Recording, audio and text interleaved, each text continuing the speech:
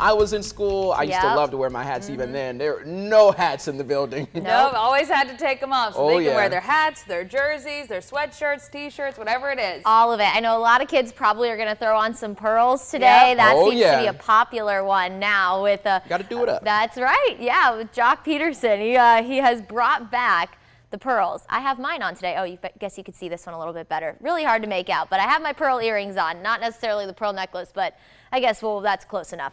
All right, everybody, as you're heading out the door this morning, be sure that you're also grabbing the jacket with whatever outfit you're putting together today because you are going to need it. Temperatures are already in the low to mid 50s if you are north and west of Macon. You can see the little arrows on your screen here coming out of the northwest. That's indicating the wind direction, so it's pulling in some cooler and drier air for the start of your Tuesday. Overall, a really pleasant morning out there. We're at 59 in Macon and in Warner Robins, 57 in Gordon, 61 in Dublin and in Cochrane, and 62 in Cordele, 64 down in McRae. So notice you're a little bit warmer if you are south and east of Macon, and that's just because the cold air behind cold front number 1 hasn't quite made it there yet. Of course, we have 2 fronts on the way this week. That's going to keep us very fall-like. So all of you fall weather lovers, this week is going to be wonderful.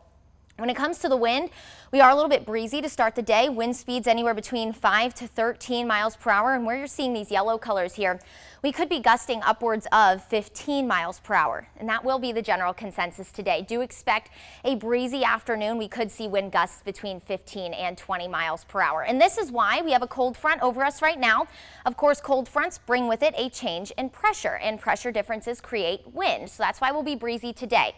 Now here is our second front all the way out to the west, bringing some snow to parts of the Rockies. You could see a severe threat in play for parts of the plains in Texas.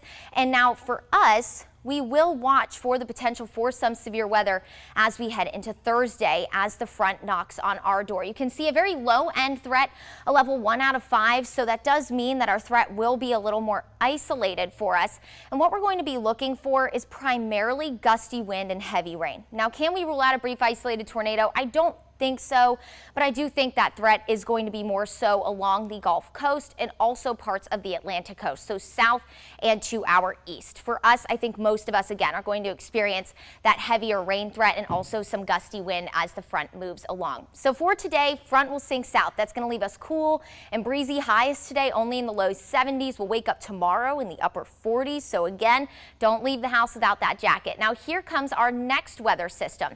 So what's going to be happening as it pushes across the southeast is it's going to start to weaken. We've talked about this before, the occluded fronts. That means the system as a whole is weakening.